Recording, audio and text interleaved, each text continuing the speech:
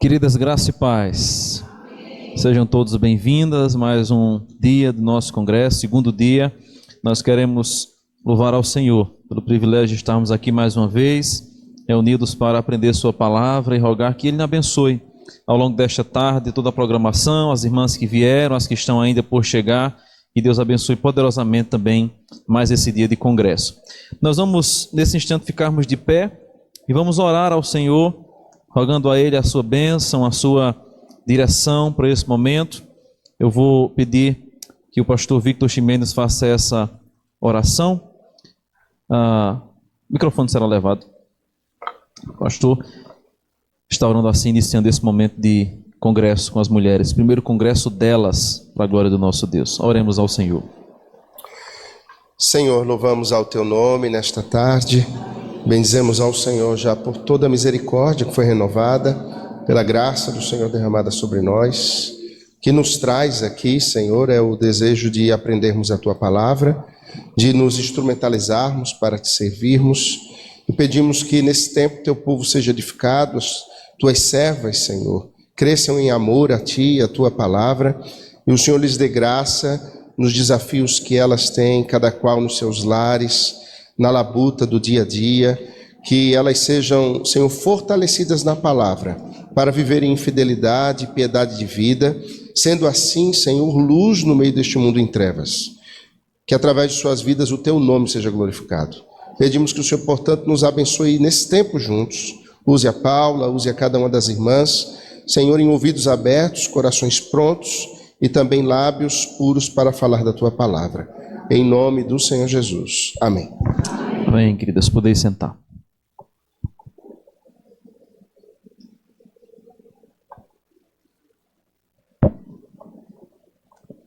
Graça e paz, queridos.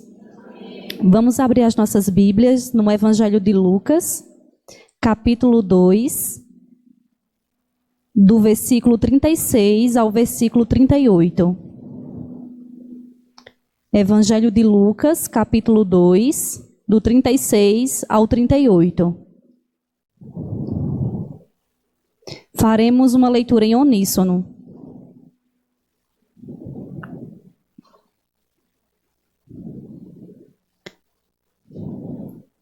Havia uma profetisa chamada Ana, filha de Fanuel, da tribo de Aser, avançada em dias, que vivera com seu marido 7 anos, desde que se casara, e que era viúva de 84 anos. Esta não deixava o templo, mas adorava noite e dia, em jejuns e orações. E chegando naquela hora, dava graças a Deus e falava a respeito do menino a todos os que esperavam a redenção de Jerusalém. Amém. Vamos orar nesse momento, agradecendo ao Senhor por mais essa rica oportunidade de estarmos aqui nesta tarde.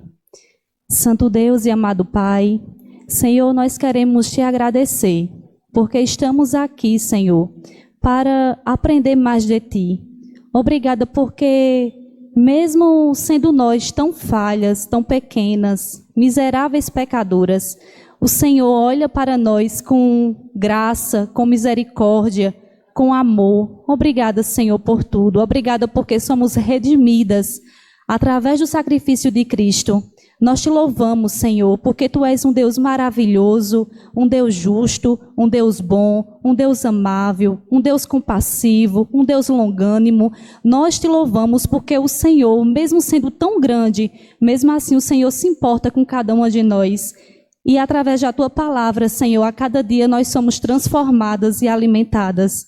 Obrigada, Senhor, e obrigada porque o Teu Santo Espírito ilumina a cada dia a nossa mente. E continua, Senhor, mediante a Tua graça, falando conosco, ó Pai, nesta tarde, usando a Tua serva, Senhor, como instrumento em Tuas mãos para falar aquilo que o Senhor quer que ela fale.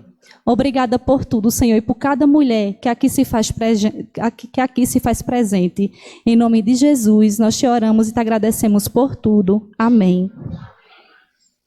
Vamos, nesse momento, abrir as nossas Bíblias no livro de Isaías, capítulo 12. E vamos ler todo o capítulo. Uma leitura também em uníssono.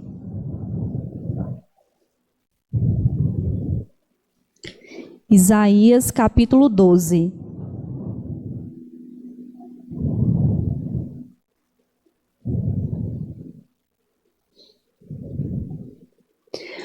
Orarás naquele dia, graças te dou, ó Senhor, porque ainda que te iraste contra mim, a tua ira se retirou, e tu me consolas.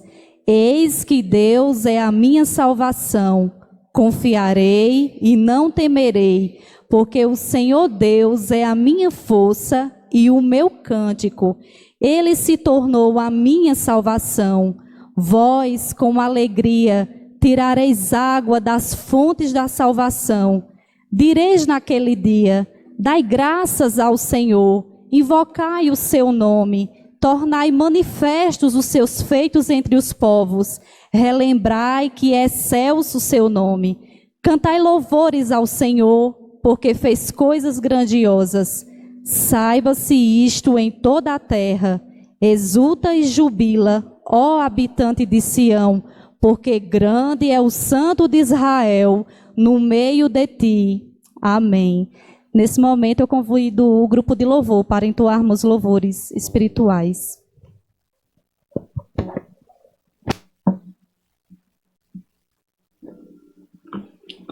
Graças a paz, irmãs e irmãos. Vamos juntos continuar louvando e adorando o nome do Senhor. Vamos ficar de pé.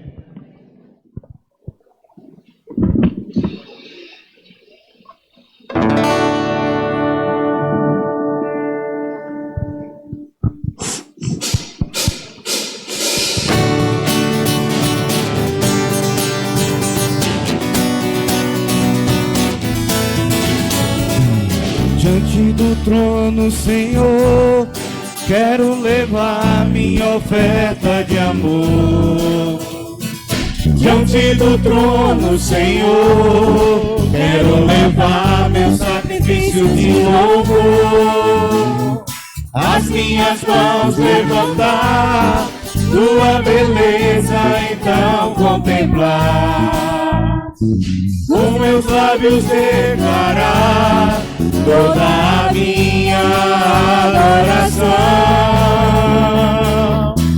Se não for pra te adorar, para que eu nasci? Se não for pra te servir, porque estou aqui? Se eu quero te adorar, te adorar. Se não for pra te adorar, para que eu nasci? Se não for pra te servir, porque estou aqui? Se eu quero te adorar, Senhor, estou aqui.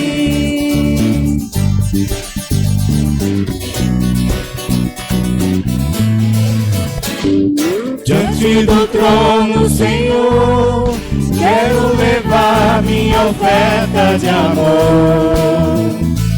Diante do trono, Senhor, quero levar meu sacrifício de louvor. As minhas mãos levantar, tua beleza então contemplar. Com meus lábios declarar toda a minha adoração. Se não for pra te adorar, para que eu nasci? Se não for pra te servir, porque estou aqui? Se eu quero te adorar, se não for pra te adorar, para que eu nasci? Se não for pra te servir, porque estou aqui? Se eu quero te adorar, Senhor, estou aqui.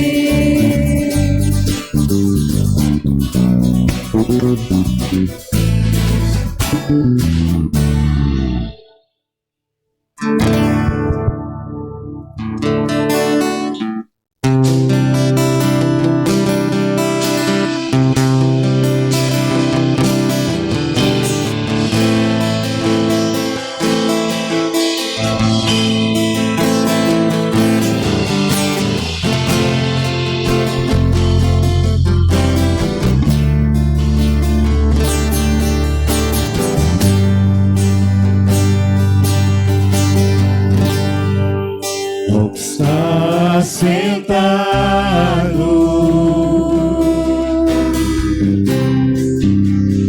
no trono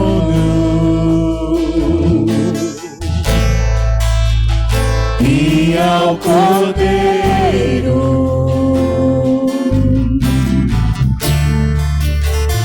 seja o louvor.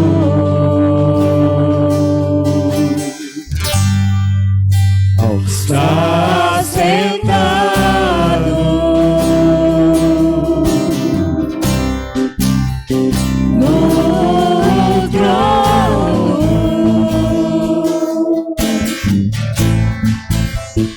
e ao Cordeiro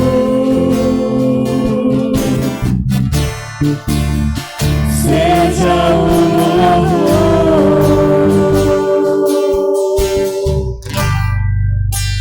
seja a honra,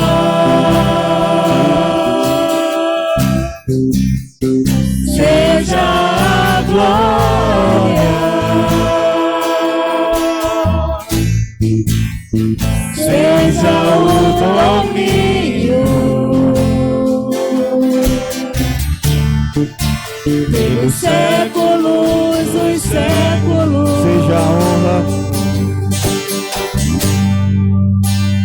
seja a honra,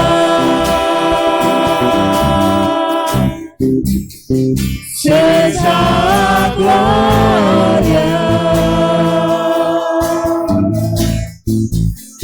seja o domínio pelos séculos dos séculos.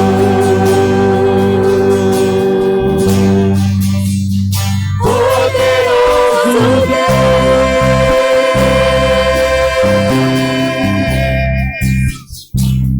poderoso Deus,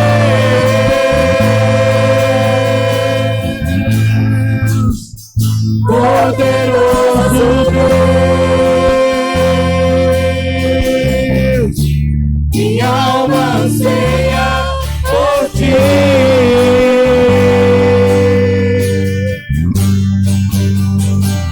Poderoso Deus,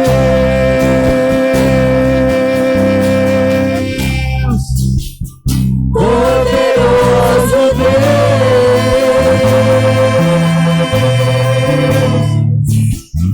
poderoso Deus, minha alma anseia por ti.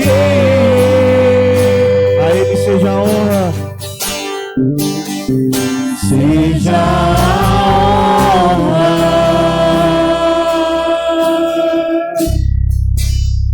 seja a glória, seja o domínio pelos séculos dos séculos. seja a honra, seja a honra,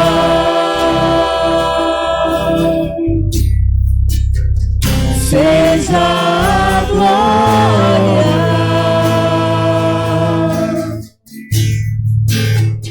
seja o domínio pelos séculos dos séculos.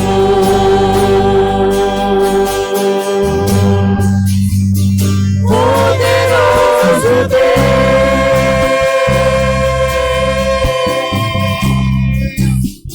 poderoso Deus,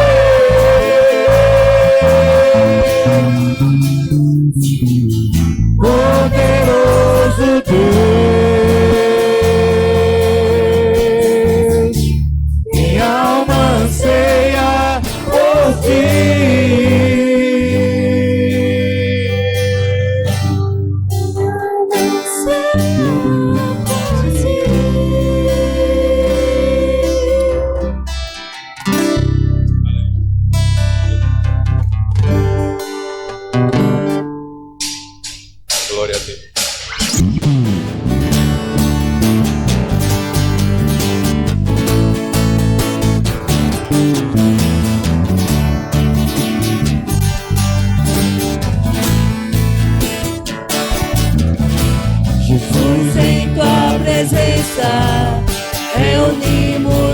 estamos aqui, contemplamos sua face e rendemos-nos a ti, pois um dia tua morte trouxe vida a todos nós, e no seu completo acesso ao coração do Pai.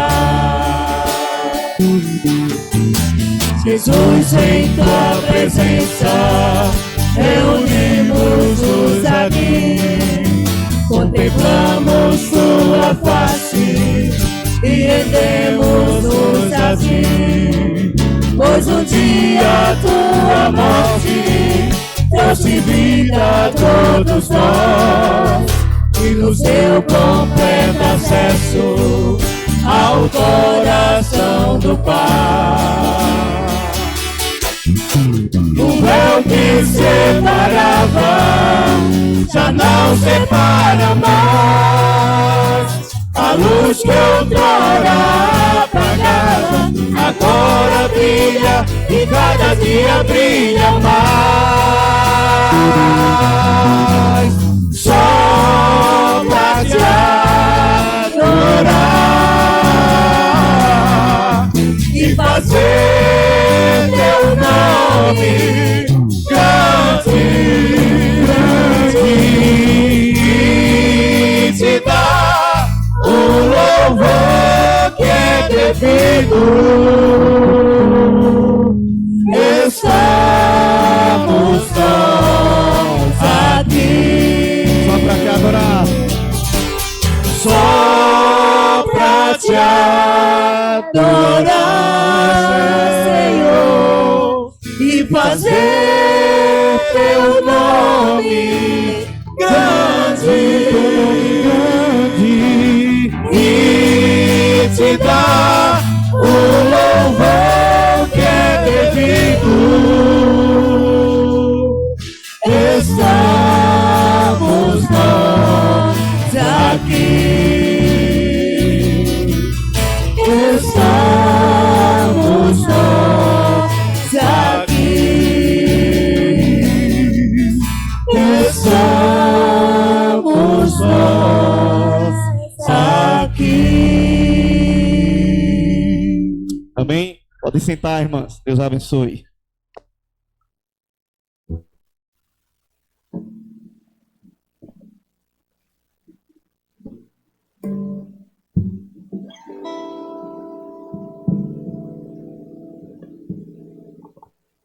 Nesse momento, eu convido a nossa irmã Paulinha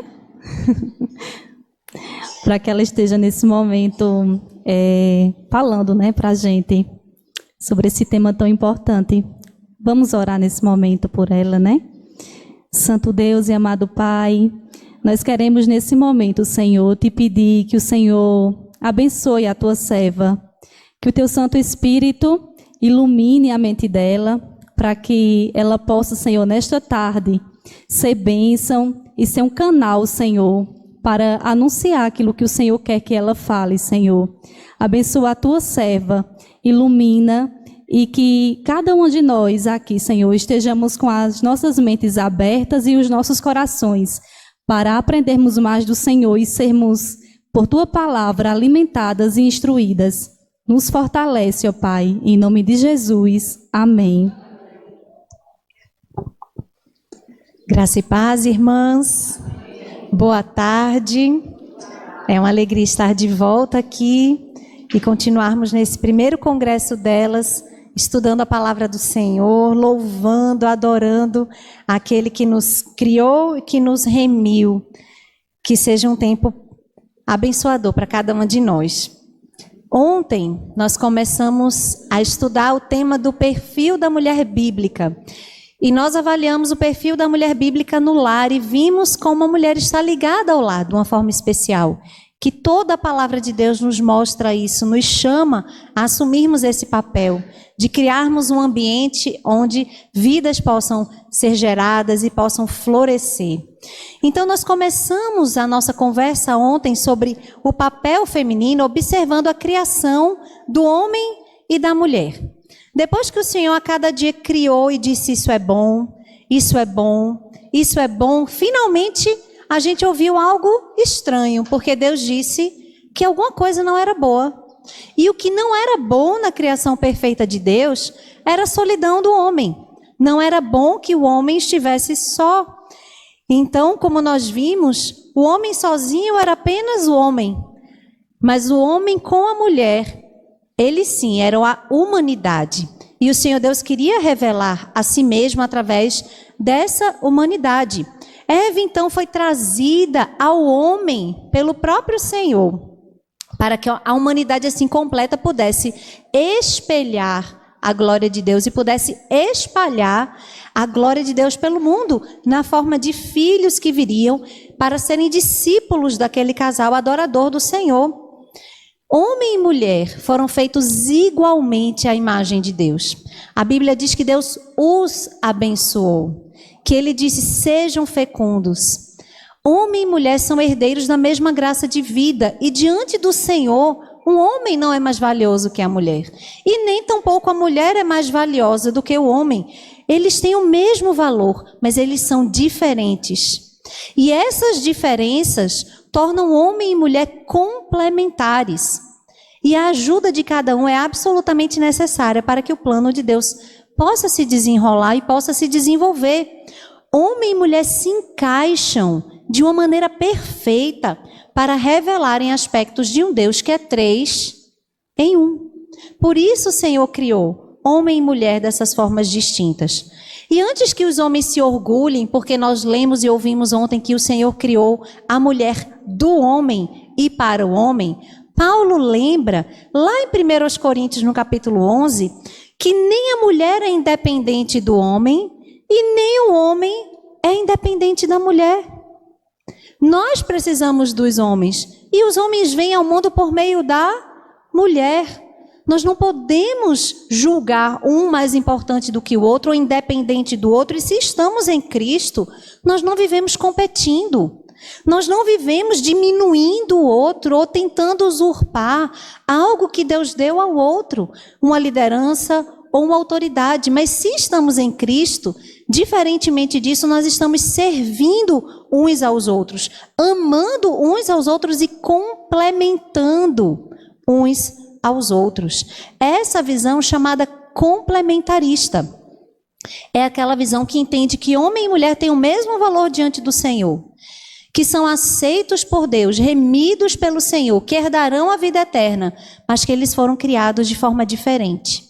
E que por isso eles precisam estar unidos para espelhar a glória de Deus. Essa visão tem sido perdida nos nossos dias, inclusive dentro da igreja, porque as filosofias do mundo de que não há qualquer diferença entre um homem e uma mulher, que hoje na verdade chega ao ponto de dizer que você não nasce mulher, você se torna mulher, então não importa quem você nasceu, o que você nasceu, você determina não só o seu gênero, você determina se você é uma criança ou um adulto, mesmo você tendo 40 anos de idade, se você é uma pessoa ou você é um animal. As loucuras que nós vemos aí fora vão além da nossa compreensão.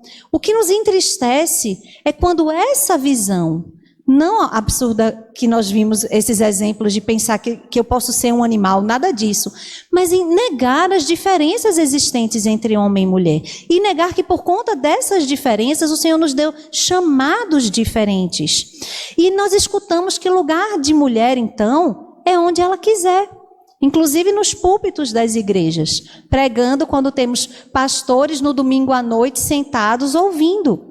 Lugar de mulher não é onde ela quiser. Lugar de mulher é onde Deus a quer. E esse não é um lugar que o Senhor nos chamou para ocupar. O ensino da palavra de Deus, ele nunca foi popular. E ele sempre será contraintuitivo. Eu não vou pensar nele sozinha. Eu preciso que o Senhor me revele. Eu preciso que Ele abra minha mente. Que Ele me ensine. Porque naturalmente eu não vou ser levada à sabedoria das Escrituras. Eu preciso estar unida a Cristo, que é a sabedoria de Deus para nós. O ensino da palavra de Deus sempre vai ser contracultural.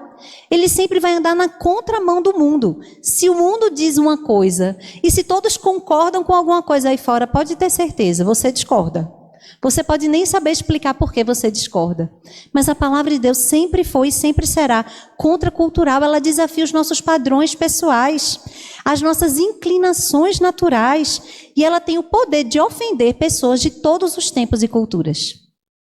Não há esse que fale da palavra de Deus que não venha a ser perseguido. Mesmo que essa perseguição seja no campo das ideias, não seja uma perseguição física, não tenha casas queimadas. Mas a palavra de Deus que diz que todo aquele que quiser viver piedosamente, ou seja, que quiser viver de acordo com a palavra, será perseguido. A palavra de Deus sempre teve o poder de ofender.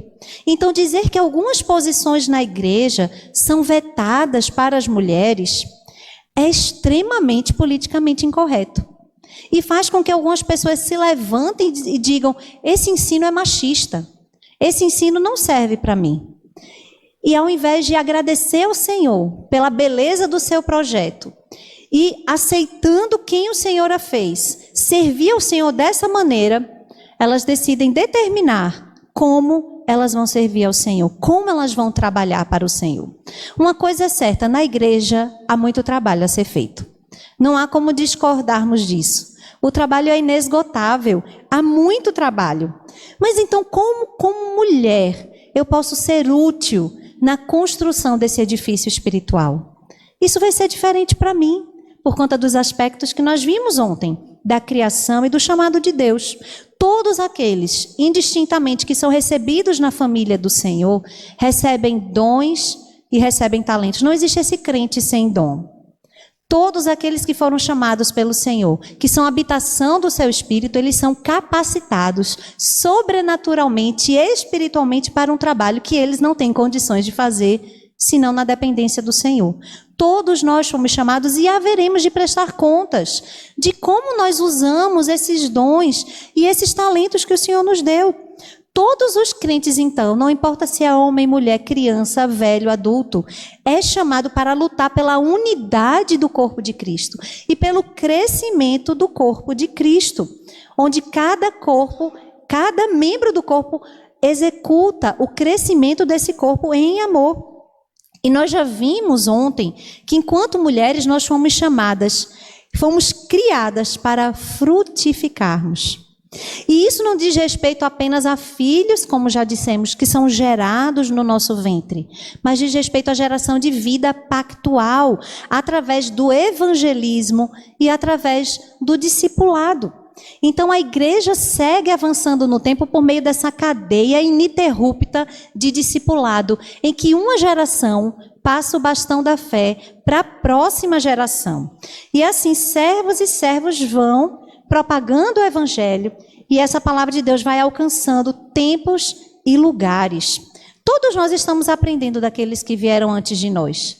Seja aqueles que estão aqui ao nosso lado, sejam aqueles que escreveram livros, que escreveram comentários, não é verdade? E que deixaram um legado para a igreja de hoje.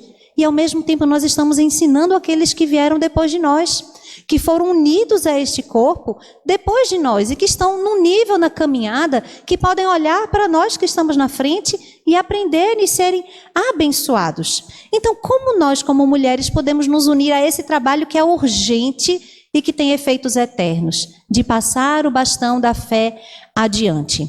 E existem aspectos que Deus nos chamou para realizar e existem também aquelas funções que o Senhor não nos chamou para realizarmos. Por favor, abra a palavra de Deus em 1 Timóteo. Nós vamos ler no capítulo 2, dos versos 8 a 15.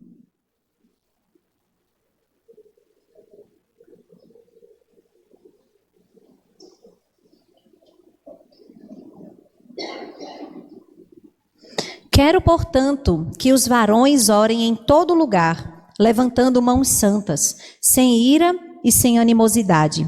Da mesma sorte que as mulheres, em traje decente, se ataviem com modéstia e bom senso, não com cabeleira frisada e com ouro ou pérolas, ou vestuário dispendioso, porém com boas obras, como é próprio às mulheres que professam ser piedosas. Eu vou dar uma pequena pausa aqui, porque eu não consigo passar por esse texto sem abrir esse parêntese, que trata da modéstia cristã. Esse texto fala que as mulheres devem se enfeitar para virem à casa do Senhor, adorar o Senhor. E um pastor disse que é até perigoso você dizer a uma mulher que ela precisa se enfeitar, porque a gente já se enfeita demais. A gente já gasta tempo demais na frente do espelho, arrumando o cabelo, fazendo a maquiagem, vendo se a roupa tá boa, escolhendo com antecedência qual vai ser o look do domingo. Essas somos nós. Mas a palavra de Deus diz que quando nós nos vestimos para adorar ao Senhor, e como mulheres cristãs que nós somos, quando nós nos vestimos para sair da porta para fora da nossa casa, nós estamos representando ao Senhor, que nos criou e remiu. Nós estamos representando aquelas que são casadas, o seu marido. Aquelas que têm pais estão representando os seus pais. Nós vivemos diante do Senhor, e a forma como nós nos portamos e a forma como nós nos vestimos fala muito acerca do que cremos, acerca do nosso Deus. Se Ele é santo, nos vestimos de maneira santa. Se Ele nos chama a modéstia, nós nos cobrimos para não deixarmos expostas partes do nosso corpo que pertencem ao nosso marido, as que são casadas, e que devem ser preservadas para o nosso marido, aquelas que ainda irão se casar. Então temos que ter todo cuidado, e sobretudo quando nos reunimos no domingo para adorar o Senhor, para não sermos pedra de tropeço para os nossos irmãos. Eu tenho dito ao meu marido: querido, por favor, fala para as irmãs, dá uma pastoral dizendo para elas não virem de barriga de fora para a igreja. Porque todo domingo, irmãs, eu não estou brincando, eu vejo 4, 5 mulheres ou crianças ou adolescentes com 3 palmos de barriga de fora porque está na moda roupa cropped. Porque está na moda aquela blusinha que é rente a calça, mas que se eu fizer assim no cabelo, aparece minha barriga. Isso não é apropriado para mulheres que professam ser piedosas. Nós devemos nos vestir modestamente e nos vestir das boas obras. Isso sim é que nos recomenda diante do Senhor. Não nos vestir para chamar atenção, não nos vestir para parecermos melhores do que as outras pessoas, com vestuário que é demasiadamente caro, gastando aquilo que eu tenho e o que eu não tenho para parecer que eu sou algo que eu não sou na realidade. Então esse é um ponto que nós como mulheres precisamos ter todo cuidado. Aquelas que são mães, de instruir as suas filhas, que mesmo crianças, existem roupas apropriadas para meninas. E muitas vezes as meninas estão se vestindo como mulheres, e isso não agrada ao Senhor. Então, fechando esse parênteses, vamos voltar para 1 Timóteo, que esse não é o foco, mas como eu disse, é impossível passar por esse texto sem lembrar o nosso próprio coração. Primeiro, que a modéstia é algo que começa dentro de mim. Quando eu não desejo atrair olhares para mim. Quando eu desejo, sim, ser atraente e elegante no sentido de que ao olharem para mim, possam ver a beleza de Cristo e possam glorificar ao Senhor e não a minha pessoa. Então vamos voltar. A mulher aprenda em silêncio, com toda a submissão. E não permito que a mulher ensine, nem exerça autoridade de homem. Esteja, porém, em silêncio. Porque primeiro foi formado Adão, depois Eva. E Adão não foi iludido, mas a mulher, sendo enganada, caiu em transgressão. Todavia, será preservada através de sua missão de mãe, se ela permanecer em fé e amor e santificação, com bom senso. A mulher aprenda em silêncio. É interessante que às vezes a gente foca no silêncio e pula a parte que a mulher aprenda. Como é importante, irmãs, que nós aprendamos a verdade da palavra de Deus. O Senhor não é glorificado quando as suas filhas têm a cabeça oca ou vazia de teologia. Pelo contrário, John Piper gosta de afirmar que teologia fraca gera mulheres fracas e uma teologia forte gera mulheres fortes que não são facilmente enredadas pelas filosofias do mundo. Nós precisamos conhecer a palavra, nós precisamos nos encher de boa doutrina, porque a boa doutrina é a base da boa vida. Essa história de que vida importa e doutrina não é uma falácia. Porque a vida boa, ela é fruto de uma doutrina sadia nas Escrituras. Por isso eu preciso ter uma forte base, por isso eu preciso conhecer a palavra, e por isso Paulo diz às mulheres: aprendam, estejamos atentas, não percamos a oportunidade de um clube de livro, de um estudo bíblico, de ouvir uma boa palestra, de anotarmos o sermão quando não temos muitas crianças no colo. tentando controlá-las ali no culto. Façamos isso, porque essa teologia forte, nos revelando quem é o nosso Deus, é que nos habilita a viver as lutas da vida, sem pecarmos contra o Senhor, sem entristecermos ao Senhor. E muita ginástica hermenêutica ou interpretativa tem sido feita nesse texto para tentar legitimar a pregação feminina e a ordenação feminina, que são claramente vedadas nesse texto que nós lemos. O que ele diz? Não permito que a mulher ensine. Aí você diz, vem cá, Paula, mas o que é que você está fazendo aqui? Você não está ensinando? Eu não estou ensinando, primeiro, no contexto do culto público, onde o servo ordenado pelo Senhor ministra a palavra do Senhor como boca de Deus. Vocês sabiam que quando o ministro do Evangelho está pregando a palavra de Deus no culto público, é Cristo falando com a sua igreja? Esse é um ensino autoritativo. E o Senhor não deu esse ensino autoritativo às mulheres. Ele deu aos seus servos, e não é qualquer homem. São os servos chamados, especialmente vocacionados, especialmente preparados e ordenados para este fim. Não é qualquer homem que vem ao púlpito no domingo à noite pregar a igreja. Não é assim. Então, isso que nós estamos fazendo aqui não é um ensino autoritativo do ministro, de um servo ordenado do Senhor. E nem nós estamos reunidas aqui no culto público. Nós estamos aqui num congresso, numa conferência, numa palestra. Você pode chamar de todas essas coisas. Você não pode chamar de culto e nem você pode me chamar de pregadora ou de pastora. Porque eu não sou nenhuma coisa nem outra. Eu sou uma irmã como vocês. E da mesma forma que eu estou aqui, poderia ser uma de vocês. Abrindo a palavra de Deus e buscando a iluminação do Senhor para entendermos e vivermos de acordo com essa palavra. Então, não só esse texto específico que nós lemos, mas todo o contexto da palavra de Deus veda que esse tipo de autoridade do presbiterato, do episcopado, seja conferido a mulheres. E eu não preciso dizer a vocês que é porque nós somos inferiores, porque nós já vimos que não é o caso. Nós não somos inferiores.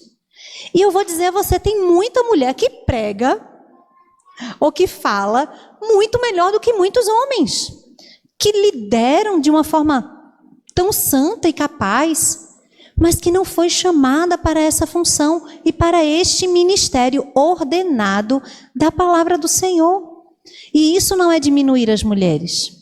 Nós entendemos que nós temos o nosso papel e que devemos e somos plenas se servirmos naquilo que o Senhor nos chamou. Agora, ontem nós falamos sobre submissão da esposa ao seu marido, como o espelho da submissão da igreja a Cristo. Então, imagine se na igreja eu tenho uma pastora e agora o seu marido está sentado no banco debaixo do ensino autoritativo daquela que em casa é esposa submissa ao seu marido. A ordem do Senhor é a mesma e os motivos são os mesmos. Ele criou o homem para liderar, ele criou o homem para sustentar e para prover. E ele foi especialmente talhado para isso, mesmo que muitos se acovardem, mesmo que muitos sejam preguiçosos na sua vida espiritual e que estejam preocupados com outras coisas e não com servir ao Senhor na igreja, isso não dá a mim e a você o direito de usurpar uma liderança que o Senhor conferiu aos homens. Nós precisamos sim orar para que o Senhor dê líderes à sua igreja, homens fortes, homens que o amam, que servem a sua noiva, porque amam a noiva de Cristo, porque Cristo a ama. Isso é que nós precisamos. Qual seria o sentido, então, da mulher se submeter ao marido em casa e na igreja ela está liderando e dando ordens ao marido? Por que nós não estamos submissas aos nossos presbíteros, diáconos e pastores? Todas nós devemos honra a esses homens. Não podemos inverter essa ordem. Os motivos para a vedação do ministério ordenado feminino são apresentados nesse texto. Primeiro, a ordem criacional. Nós lemos, porque primeiro foi formado Adão e depois Eva. Isso foi tranquilamente entendido pelas leitoras originais do texto bíblico. Muitas vezes a gente não entende.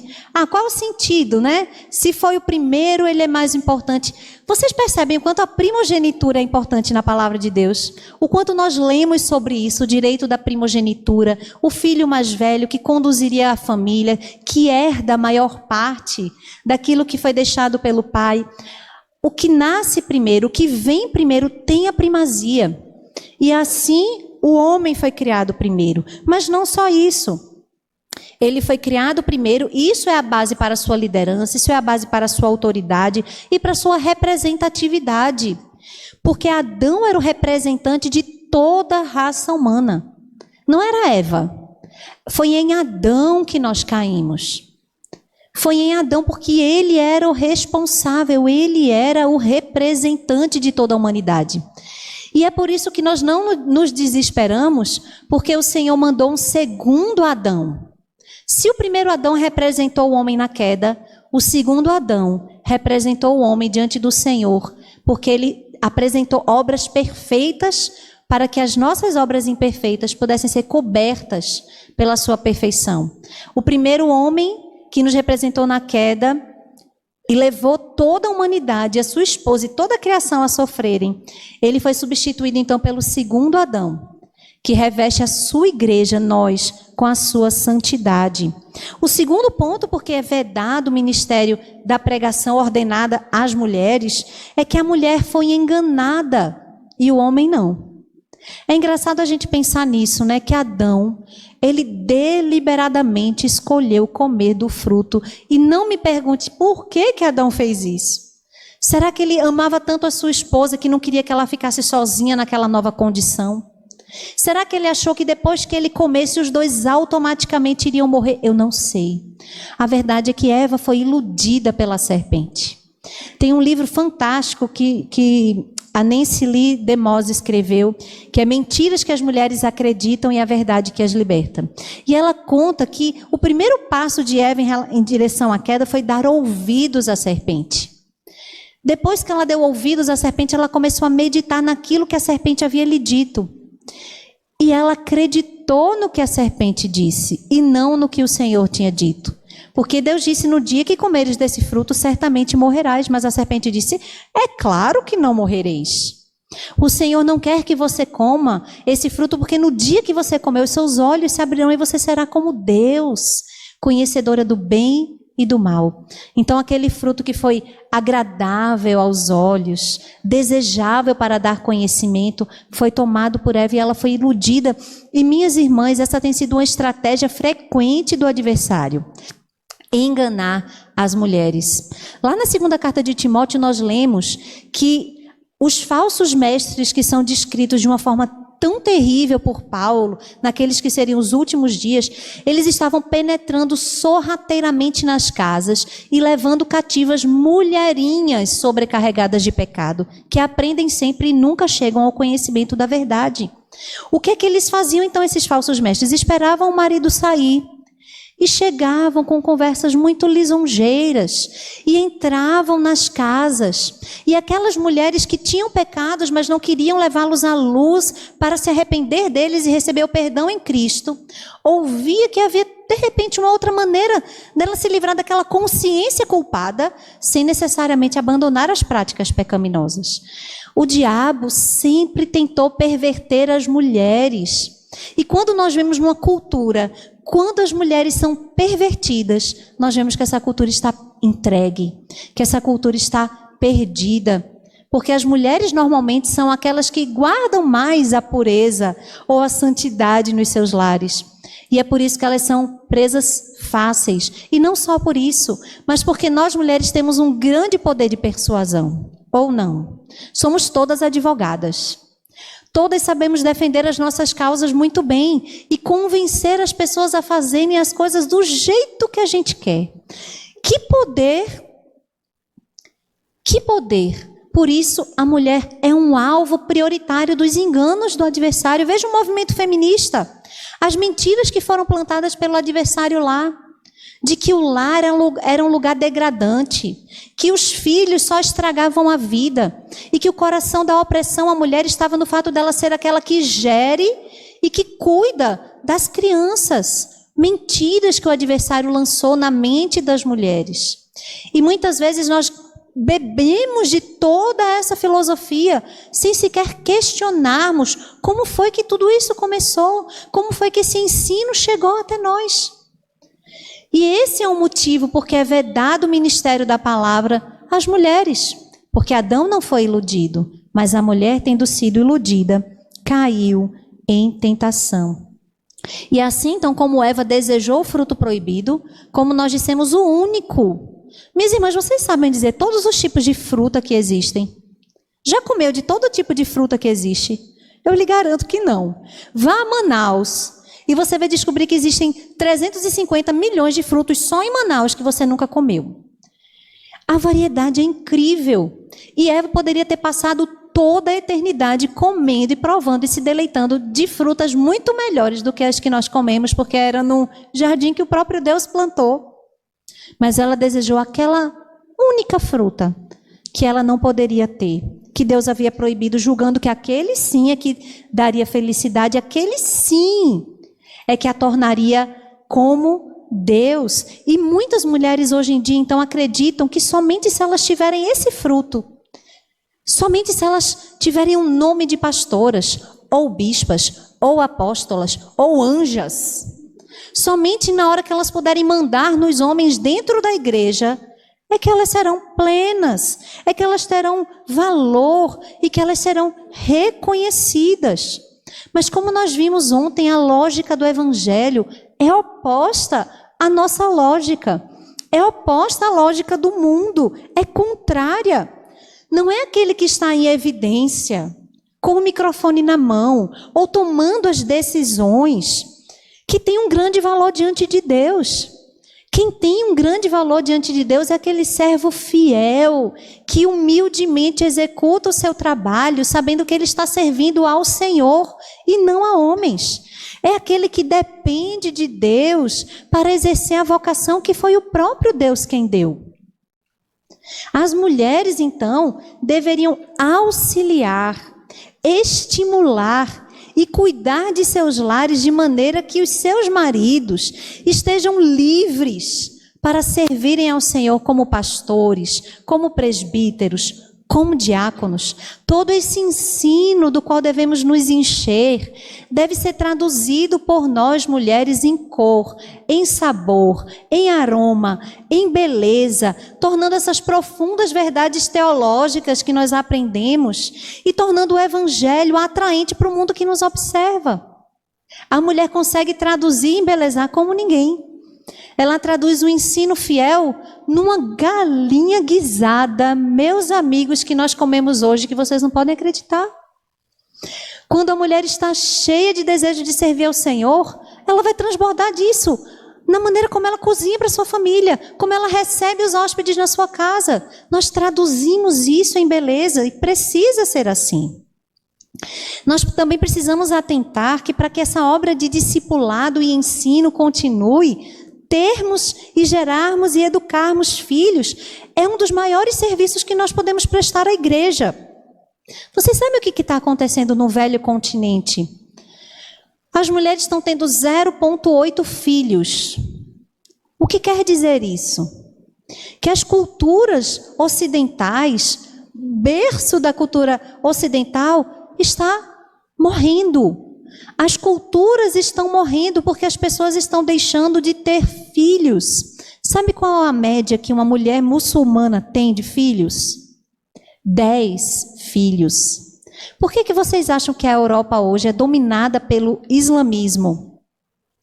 Porque as famílias originárias, donas daquela cultura, não estão tendo filhos. Chegue numa igreja no Reino Unido. Você vai ter 10 senhoras e senhores de 70 anos ou mais. Os seus filhos não estão lá. Os seus netos não estão lá. Eles foram tendo cada vez menos filhos e cada vez menos preocupados em educar esses filhos para serem aqueles que vão dar sequência ao trabalho da igreja. Então, gerar filhos e educar esses filhos, cuidar da geração de crentes que logo estará assumindo Os ministérios da igreja, a SAF, o louvor, o departamento infantil, a pregação da palavra de Deus. Isso é um trabalho indispensável, é um serviço indispensável à igreja do Senhor. E isso acontece no lar. E isso acontece abrindo a nossa vida para receber as bênçãos que o Senhor quer nos dar, criando filhos e trazendo esses filhos para adorarem ao Senhor junto conosco no culto público, com reverência, junto com o povo de Deus, como nós vemos em tantos textos das Escrituras. Por exemplo, em Êxodo 10, 8 a 9. Então Moisés e Arão foram conduzidos à presença de Faraó e este lhes disse: Ide, servi ao Senhor vosso Deus, porém quais são os que hão de ir? Respondeu-lhe Moisés: havemos de ir com os nossos jovens, e com os nossos velhos, e com os filhos, e com as filhas, e com os nossos rebanhos, e com os nossos gados. Havemos de ir, porque temos de celebrar festa ao Senhor. Em 2 Crônicas 20, 13, nós lemos: todo o Judá estava em pé diante do Senhor, como também as suas crianças, as suas mulheres e os seus filhos. Josué 8,35. Palavra nenhuma houve de tudo que Moisés ordenara que Josué não lesse para toda a congregação de Israel, e para as mulheres, e os meninos, e os estrangeiros que andavam no meio deles. Estarmos na igreja adorando ao Senhor com os nossos filhos é um grande serviço à igreja e é nossa responsabilidade. E quando nós os apresentamos ao batismo, nós dizemos que vamos fazer isso, que vamos trazê-lo regularmente à casa do Senhor. Um dia eu conversei com a irmã muito entristecida, porque o filho, agora adulto, havia abandonado desde a adolescência os caminhos do Senhor. E ela disse que quando esse filho completou 12 anos de idade, virou para ela e disse: mãe, eu não quero mais ir para a igreja de agora em diante. E a mãe virou e disse: sim. Você não quer, meu filho? Não, mãe, não quero. Tudo bem, então você não precisa ir. E depois de muitos e muitos anos, essa irmã finalmente entendeu que ela jamais poderia ter permitido que um menino de 12 anos de idade tomasse uma decisão, porque ela era responsável por trazer os filhos à casa do Senhor. E que surpresa que este menino não está interessado nas coisas do Senhor. Então, se este menino dissesse à mãe: mãe, eu não quero mais ir à escola, ela ia dizer: tudo bem, meu filho, não precisa mais ir à escola. Mas porque o filho disse que não queria vir à igreja, a mãe disse: tudo bem, fique em casa então. E está colhendo até hoje frutos amargos do seu pecado de não ter trazido os filhos à casa do Senhor. E existem várias maneiras, muitas vezes nós que temos filhos menores, penamos para assistir um culto com essas crianças. Se vocês têm crianças pequenas aqui, vocês sabem que elas são muitas vezes agitadas, muitas vezes barulhentas, muitas vezes inquietas. Muitas vezes as mães vêm para a igreja e saem daqui exaustas. E eu sou essa mãe. Hoje nem tanto mais, não posso nem reclamar. Mas eu já fui para a igreja de voltar assim, esgotada, suada, cansada. Ao invés de sair feliz e contente com a palavra de Deus no coração, eu saía estressada, eu saía reclamando.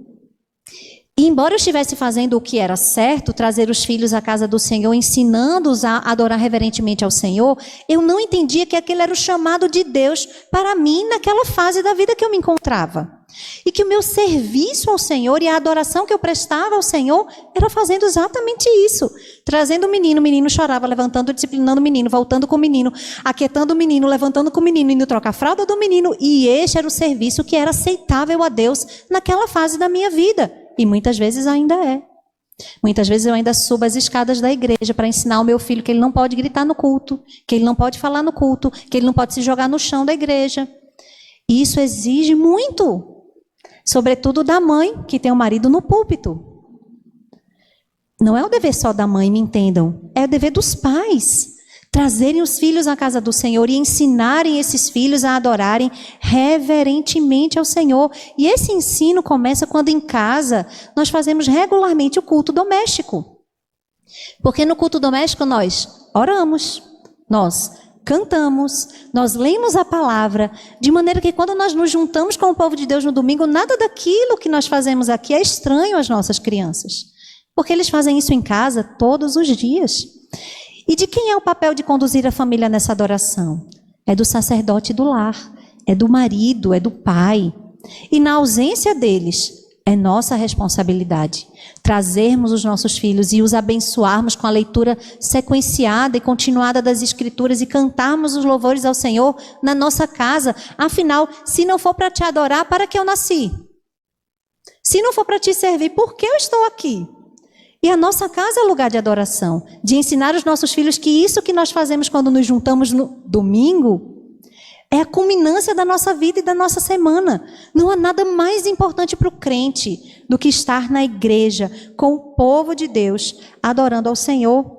Mas nós também podemos falar da seriedade dos assuntos espirituais da nossa casa, tratarmos esses assuntos de forma reverente na nossa casa, não de forma leviana. Não falarmos mal dos nossos líderes, não falarmos mal de ninguém. Porque, na verdade, a nossa língua deve ser para abençoar e não para amaldiçoar. Mas nós preparamos os nossos filhos mostrando o nosso zelo com a casa do Senhor, de não deixarmos a igreja suja ou bagunçada, de desligarmos uma luz, de desligarmos um ar-condicionado, o zelo da casa do Senhor. Nós estamos preparando a próxima geração para assumir o nosso lugar. Quando nos preparamos previamente para o dia do Senhor, lembrando os nossos filhos que dia especial é amanhã, meu filho. Vamos dormir um pouco mais cedo hoje. Vamos separar já a sua roupinha, para amanhã nós não perdermos tempo, podermos ir com alegria, sem estresse ou preocupação, adorarmos ao Senhor. A nossa confissão de fé, no seu capítulo 26, trata da comunhão dos santos. E ela diz o seguinte: todos os santos que pelo seu Espírito e pela fé estão unidos a Jesus Cristo, seu cabeça, têm com ele comunhão nas suas graças, nos seus sofrimentos, na sua morte, na sua ressurreição e na sua glória. E estando unidos uns aos outros no amor, participam dos mesmos dons e graças, e estão obrigados ao cumprimento dos deveres públicos, estarmos na igreja. E particulares que contribuem para o seu mútuo proveito, tanto no homem interior como no exterior.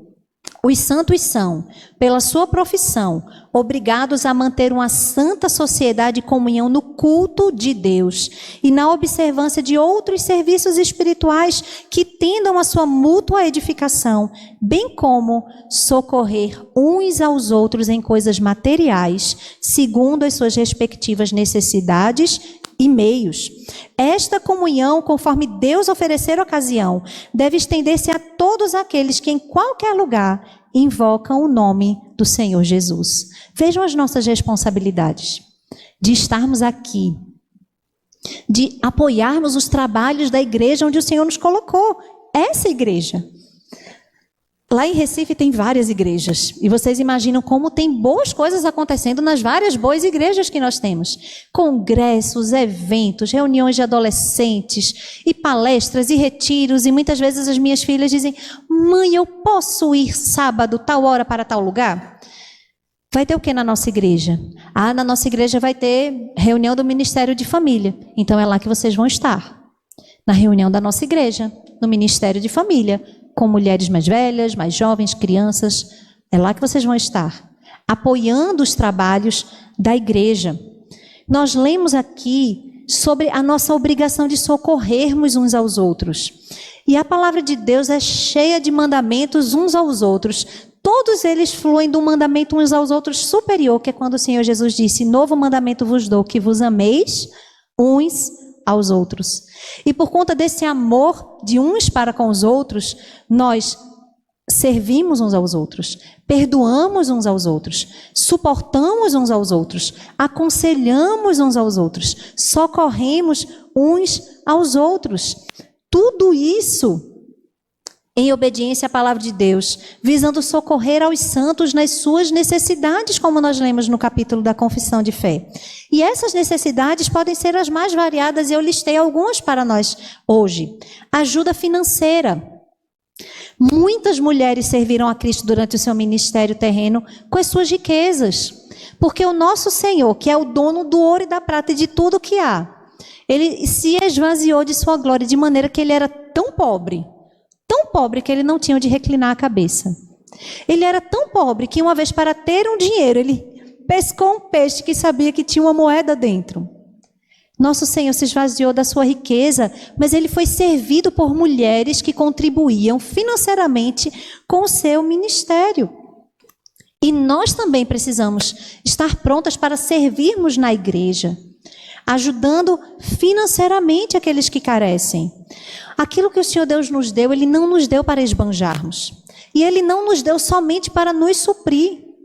A palavra de Deus diz que aquele que roubava, sendo despido daquelas obras que não condizem com o novo nascimento, deveriam então trabalhar, fazendo com as mãos o que é bom, para ter com que acudir ao necessitado.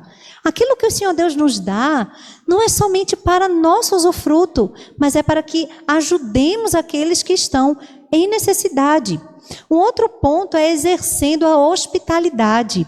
E a palavra de Deus mostra um grande exemplo disso, que foi Lídia. Lídia era uma comerciante de púrpura rica. E ela, quando conheceu Paulo e ouviu a pregação do evangelho, e imediatamente aquela palavra encheu seu coração e ela constrangeu Paulo e todos os que estavam com Paulo a irem para a casa dela e lá se hospedarem, e não só isso, a começarem ali a primeira igreja ocidental. Através dessa mulher que tinha posses, mas que colocou tudo à disposição do Senhor, para que o Senhor usasse para o crescimento da sua obra. A hospitalidade é um chamado para todos os crentes. E a palavra de Deus não poupa exemplos de servos que foram abençoados por serem hospitaleiros e que receberam anjos sem saber, por conta da sua hospitalidade. Nós também somos chamados a exercer essa hospitalidade, que é um serviço abnegado, muitas vezes, de recebermos pessoas na nossa casa, pessoas que não têm como retribuir essa mesma bênção que nós estamos oferecendo. A palavra de Deus diz que o Senhor retribui até um copo de água fria que nós damos a um dos seus pequeninos. Isso é hospitalidade. E nós, mulheres, precisamos exercer a hospitalidade. A palavra de Deus também diz que para que os homens sejam qualificados ao ministério da palavra, eles têm que ser hospitaleiros.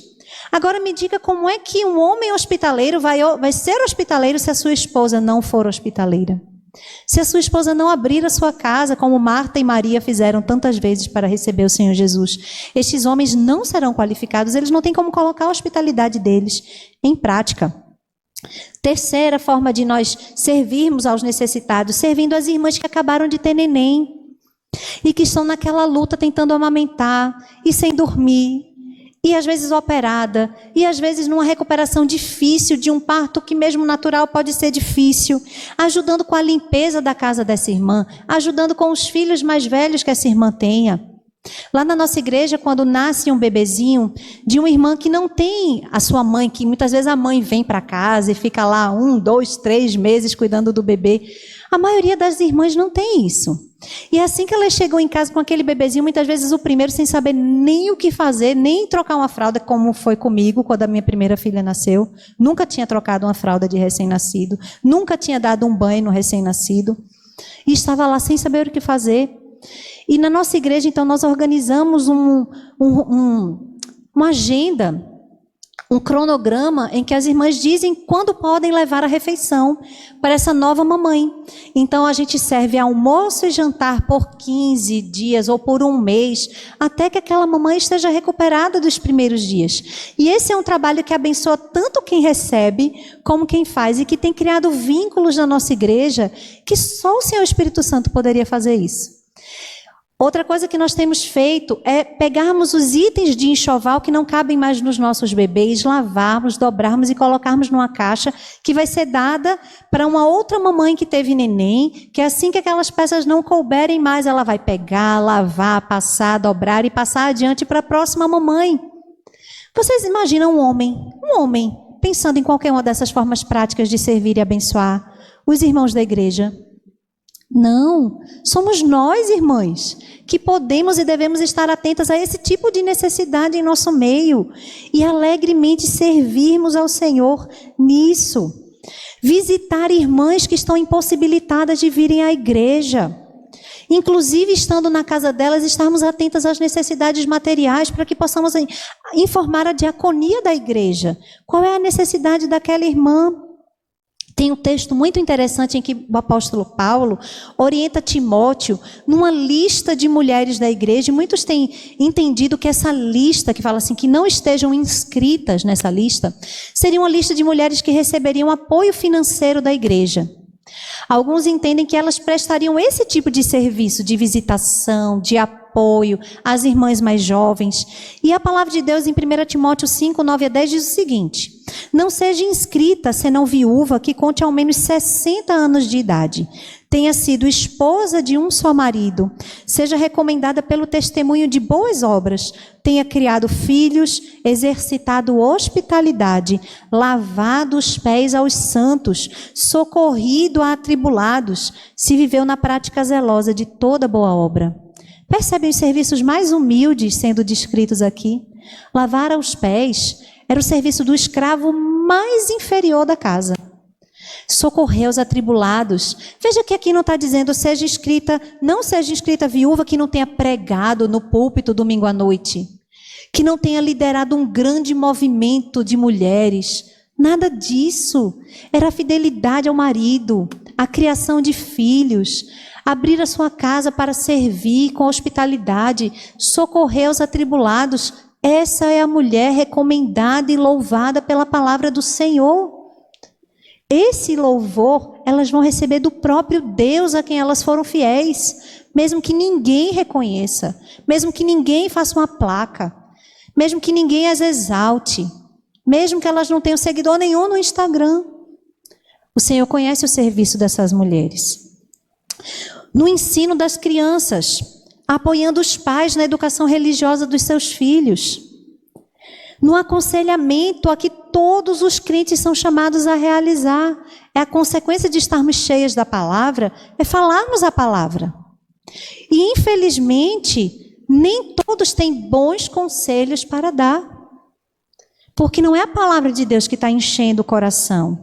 E nós precisamos de conselhos bíblicos, e nós mulheres estamos sempre buscando conselhos. Eu disse ontem, eu fico chocada com o tanto de pergunta em caixinha do Instagram.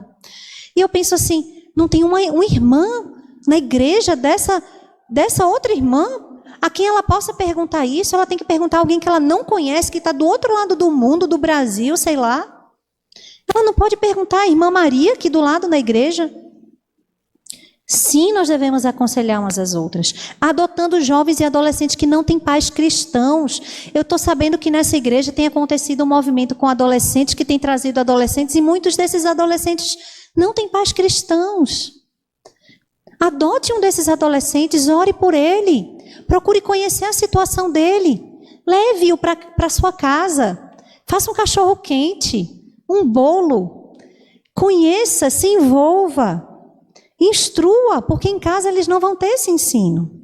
Sendo as mestras do bem, que nós vimos ontem em Tito 2, mulheres reverentes, que não são fofoqueiras, que não são escravizadas a muito vinho, mas são exemplo de conduta e que têm autoridade para instruir as mais jovens. Entendam que não existe aposentadoria do serviço do Senhor. Olhe para a irmã Lili. Não é aposentada no serviço do Senhor, ela está hoje ainda evangelizando, fazendo culto na casa dos vizinhos. E esse texto é exemplificado na vida da irmã Lili, diga-se não. Salmo 92, dos versos 12 a 15 diz o seguinte: o justo florescerá como a palmeira, crescerá como o cedro no Líbano, plantados na casa do Senhor, florescerão nos átrios do nosso Deus, na velhice darão ainda frutos, serão cheios de seiva e de verdor, para anunciar que o Senhor é reto, Ele é a minha rocha, e nele não há injustiça.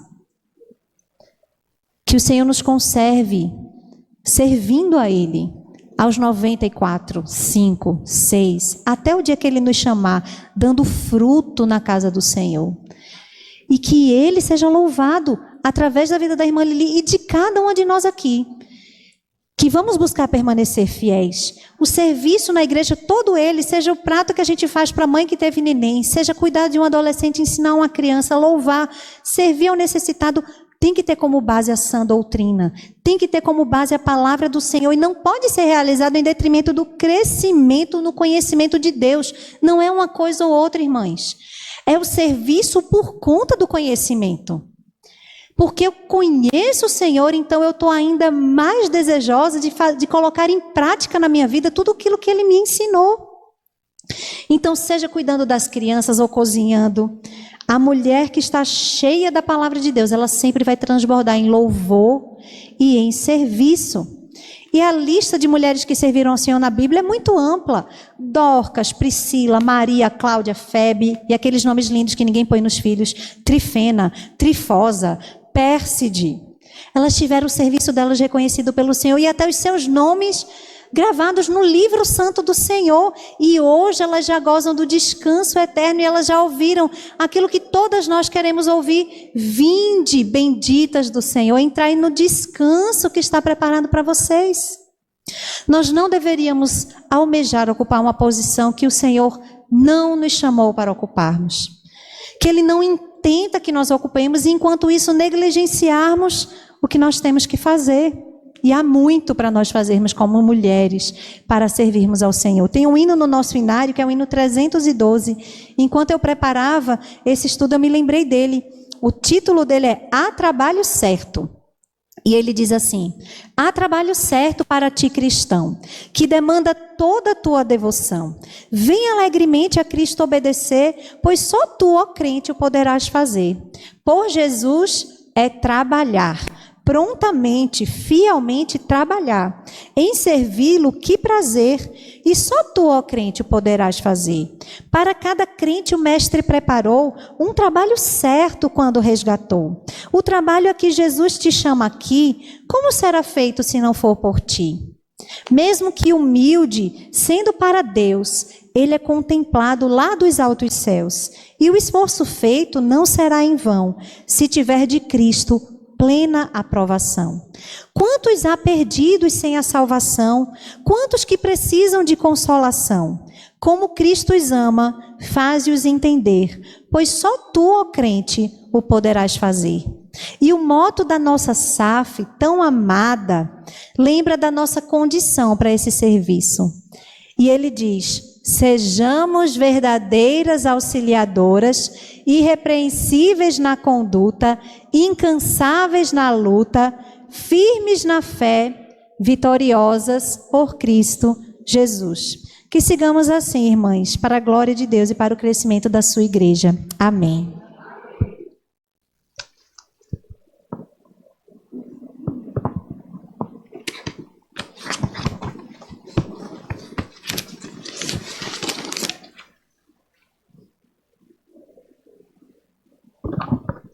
Amém, queridos. Vamos ficar em pé, convidar o grupo de louvor. Vamos cantar mais um cântico. E logo em seguida nós estaremos fazendo um momento de mesa redonda, onde as irmãs terão a oportunidade de fazer perguntas também, tá bom? Então, logo após esse momento, nós vamos orar e aí as irmãs estarão disponíveis para responder alguma dúvida dentro do tema.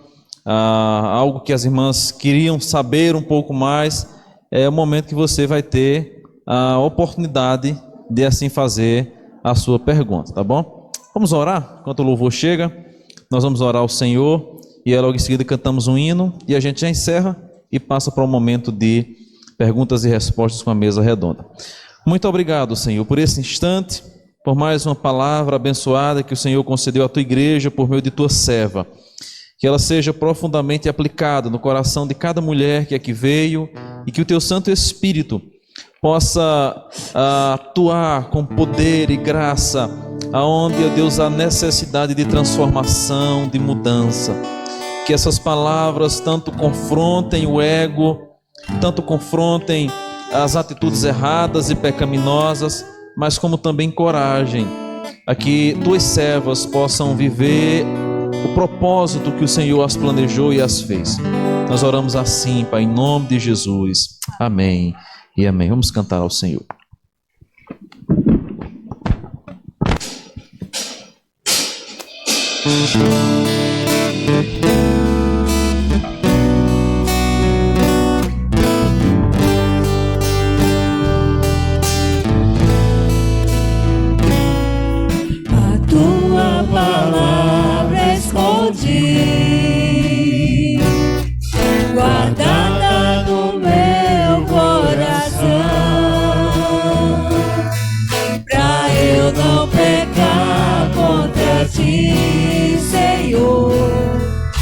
a tua palavra escondi, minhas vestes o sangue lavei, e das tuas águas bebi,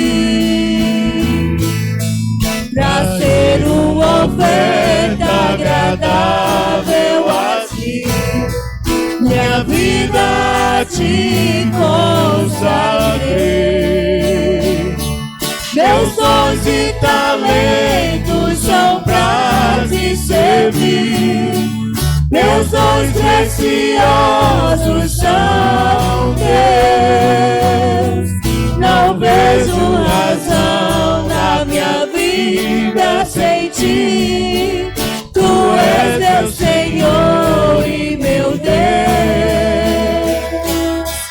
Assim como o fogo refina o ouro, vem tua obra em mim completar, até que o mundo possa ver tua glória em meu rosto brilhar, até que o mundo possa ver tua glória em meu rosto brilhar.